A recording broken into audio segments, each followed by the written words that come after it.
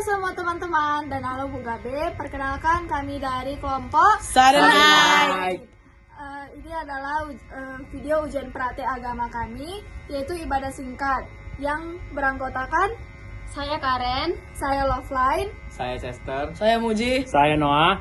dari kelas 9G. Sebenarnya ada satu anggota lagi bernama Emilio Bengu yang tidak dapat hadir karena ada keluarganya yang meninggal. Terima kasih. Teman-teman, mari kita bersatu di dalam doa. Allah Bapa yang Maha Baik, puji dan syukur kami panjatkan atas nafas kehidupan yang Kau berikan pada kami sampai saat ini. Ya Bapa, kami ingin memulai ibadah singkat kami. Kiranya Kau berikanlah kelancaran dalam ibadah kami ini, mulai dari awal hingga akhir. Berikanlah yang terbaik ya Bapa. Terima kasih. Amin. Shalom semuanya. Teman-teman, kami undang untuk bangkit berdiri. Kita angkat pujian Kunaikan Syukurku.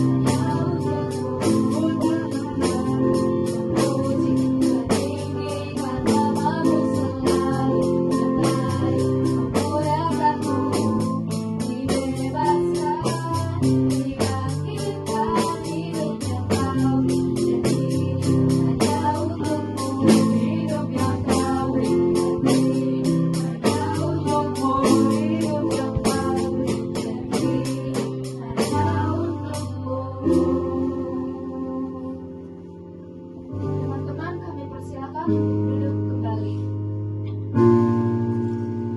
Kita angkat pujian dengan apakah akan kubalas.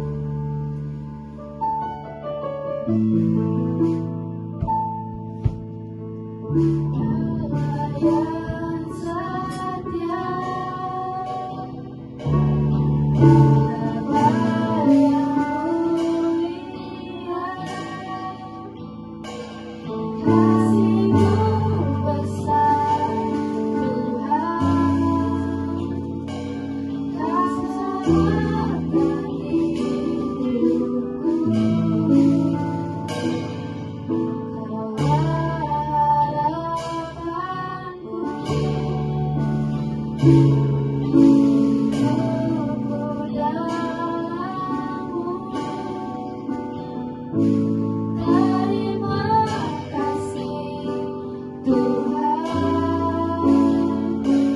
Kau seringan hidupku dengan apa yang ku balas segala kebaikanmu.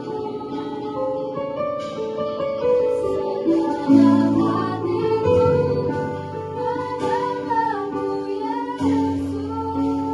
Yesus, ku bersyukur padamu selamanya. Allah yang setia, Bapa yang mulia, kasih-Mu besar Tuhan, Kau selamatkan segenap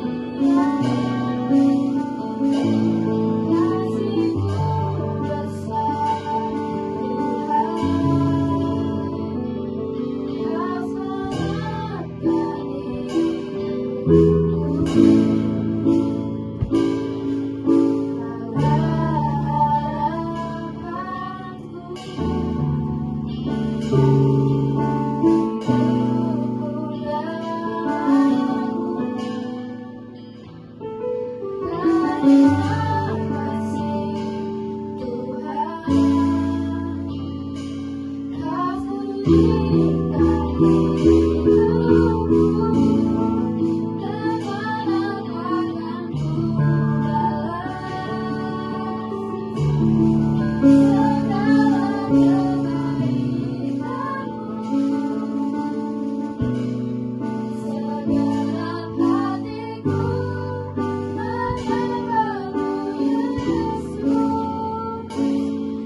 bersyukur padamu dengan apa yang ku balas segala kebaikanmu.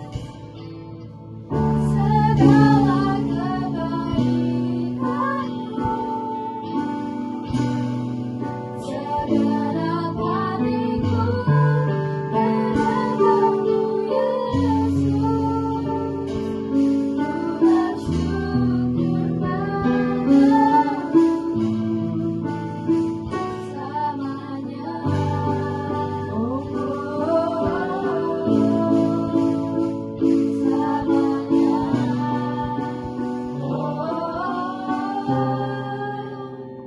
selamanya. Oh, selanjutnya doa syafaat yang dipimpin oleh Loveline Samosir. Teman-teman, mari kita bersatu di dalam doa. Allah Bapa yang Maha Baik, kami berdoa untuk teman-teman kami yang ada di luar sana, untuk sekolah kami, untuk keluarga kami, dan untuk semua orang yang kami kenal.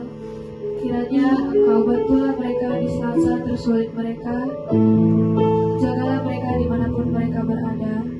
Kami juga berdoa untuk bangsa dan negara kami. Kiranya selalu dalam perlindungan-Mu. Terima kasih ya Tuhan. Amin.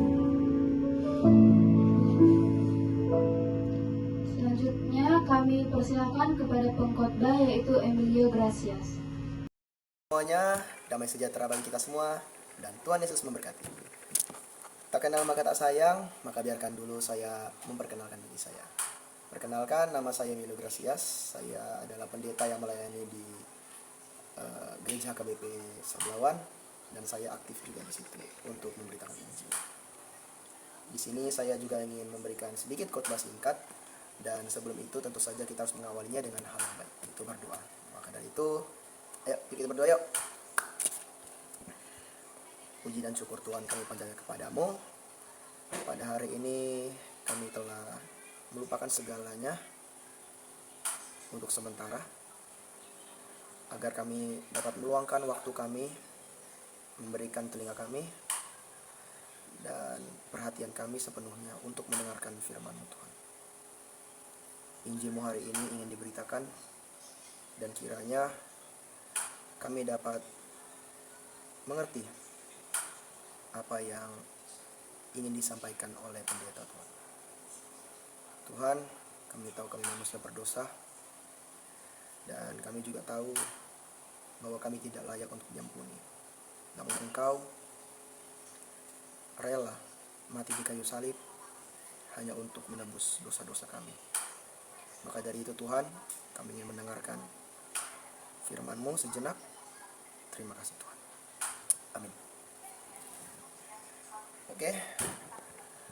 Pastinya kalian tahu dong tentang apa yang terjadi saat Yesus disalibkan, karena kalian juga sering mendengarkan ceritanya, sering dipaparkan, dan juga sering menonton filmnya. Banyak tuh film-filmnya referensinya tuh. Nah, dan ada satu hal ya yang paling mencolok dari kejadian peristiwa tersebut, yaitu 7 perkataan Yesus di kayu salib. Di sini saya bukan ingin memaparkan ketujuh-tujuhnya ya. Saya ingin memaparkan satu kalimat ikonik yang pastinya semua orang tahu, semua orang Kristen tahu apa itu. Maka dari itu marilah kita buka Alkitab kita di Matius 27 ayat 46. Di situ dituliskan, kira-kira jam 3 lah berserulah Yesus dengan suara nyaring, Eli Eli lama sabachthani. Artinya, Allahku, Allahku, mengapa engkau meninggalkan aku? Di sini kalau kalian diam sejenak dan membacanya lagi, dan juga kalian berpikir, di sini kalian akan dengan langsung menafsirkan bahwa Eli Eli lama sabachthani itu adalah ungkapan kekecewaan dan juga putus asa. Namun jika kita menelusuri lebih dalam dan juga sedikit mengoreklah isi Alkitab ini, maka sebenarnya ungkapan Eli Eli lama sabachthani yang disuruhkan oleh Tuhan Yesus itu sebenarnya mengartikan pengharapan yang lebih dalam dan juga janji bahwa Dia akan bangkit pada hari yang ketiga. Dari mana kita tahu? Oke. Pasti kalau kalian rajin membaca Alkitab, kalian udah tahu dong di ayat di pasal mana nih, di mana, di kitab mana? Yaitu di kitab Mazmur. Dan itu terletak di Mazmur 22 ayat 2. Yaitu, Allahku, Allahku, mengapa engkau meninggalkan aku? Aku berseru, tetapi engkau tetap jauh dan tidak menolong aku. Terdengar sama? Itulah keindahan dari Alkitab. Semuanya itu saling menyambung. Dan ya, namun yang menarik dari Mazmur 22 ini itu bukan aja mirip dengan Matius 26 tadi, namun adalah ayat satunya. Untuk pemimpin biduan menurut lagu Daud, rusa di kala fajar. Rusa di kala fajar ini bukan hanya rusa biasa. Kalian mungkin hanya menganggap ini cuma rusa doang di fajar di sore-sore hari. Padahal sebenarnya tidak.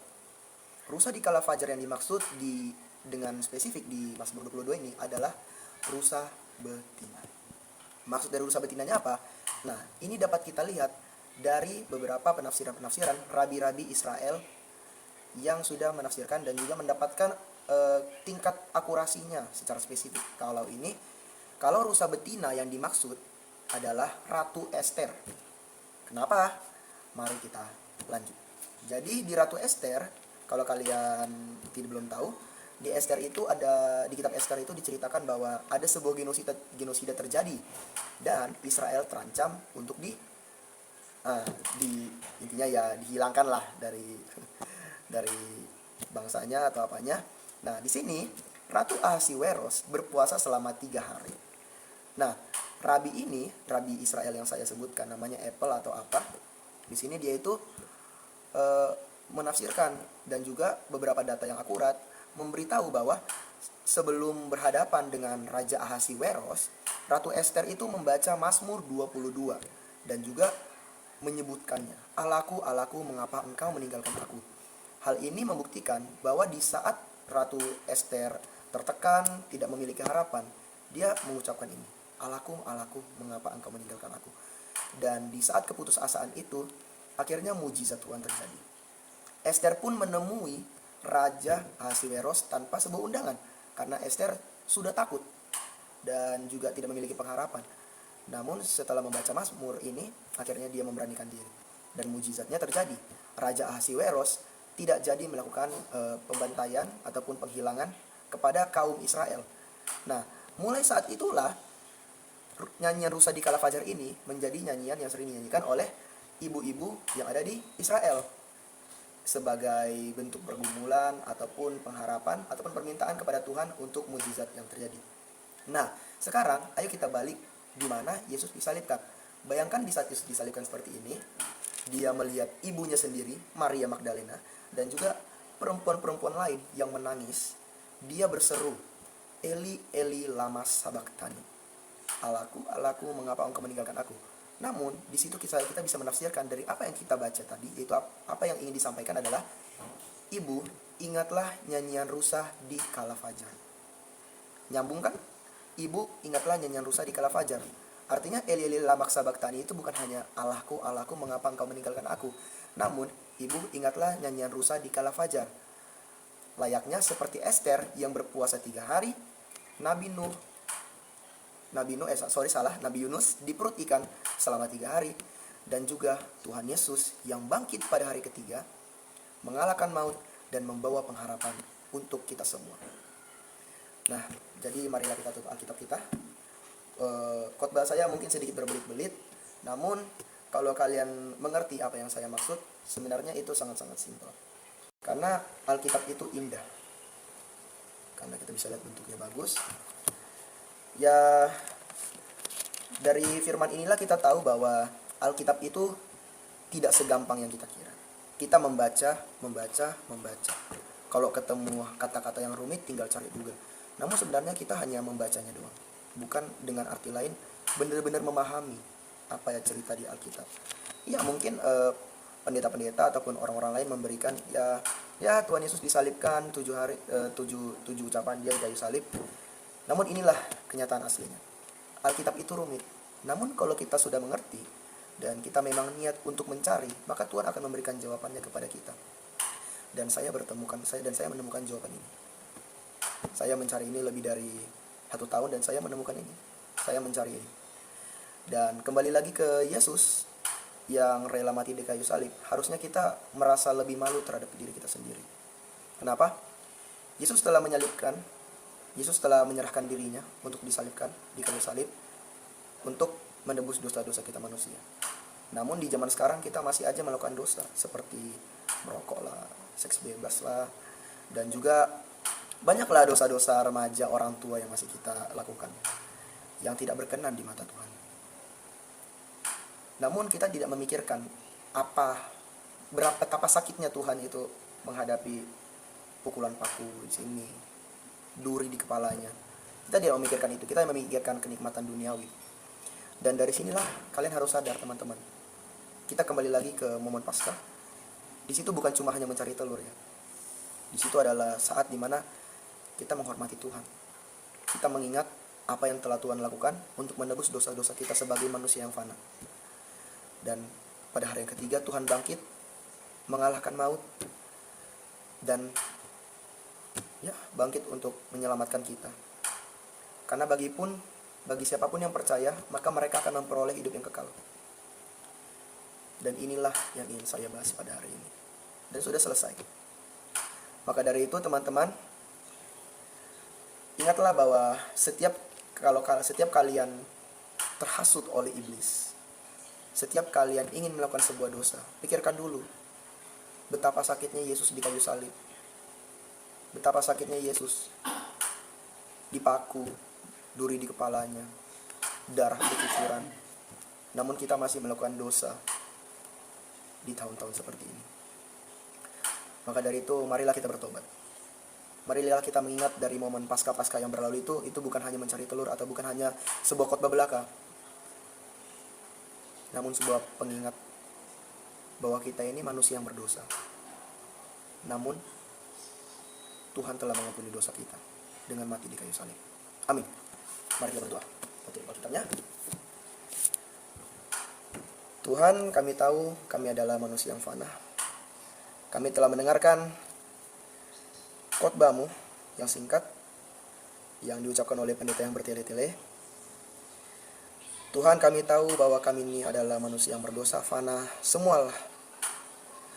Namun muncul satu momen di mana Engkau rela mati di kayu salib, mengorbankan dirimu untuk menebuskan dosa-dosa kami, para manusia ini. Duri di kepalamu, paku yang besar menancap di kakimu dan telapak tanganmu, darah yang mengucur deras, tombak yang menusuk lambungmu, dan engkau masih sanggup untuk mengatakan 7 kalimat sakral itu Tuhan. Dan engkau masih sanggup berkata, Eli, Eli, lama sabachthani. Tuhan, kami meminta maaf. Kami memohon pengampunan-Mu. Kami tahu kami berdosa. Kami tahu kami juga bukanlah manusia yang sempurna. Dan kami masih butuh pengharapan dan juga pengampunan dosa dari-Mu. Tuhan, ampunilah dosa kami. Kami tahu bahwa pengampunan dosa itu tidaklah mudah. Terbebas dari dosa juga tidak mudah. Namun, dengan nama-Mu, semua itu tidak mungkin. Semua itu tidak ada yang tidak mungkin. Maka dari itu Tuhan, kami meminta maaf. Kami telah merayakan Paskah dan sudah berlalu. Dan kami sudah tahu bahwa kami juga harus bertobat. Karena kami tahu betapa besar perjuangan-Mu untuk bertahan di kayu salib itu Tuhan. Dan bangkit pada hari ketiga, menyelamatkan kami semua. Terima kasih Tuhan, kami berdoa. Amin. Oke, terima kasih semuanya bagi yang sudah menonton. Saya Pendeta Emilio Gracias, salam dari Serblawan. Dan ya, semoga Tuhan Yesus memberkati kita semua. Dan ya, shalom. Teman-teman, mari kita angkat pujian lagu ketiga, yaitu Kurayakan Kasih-Mu.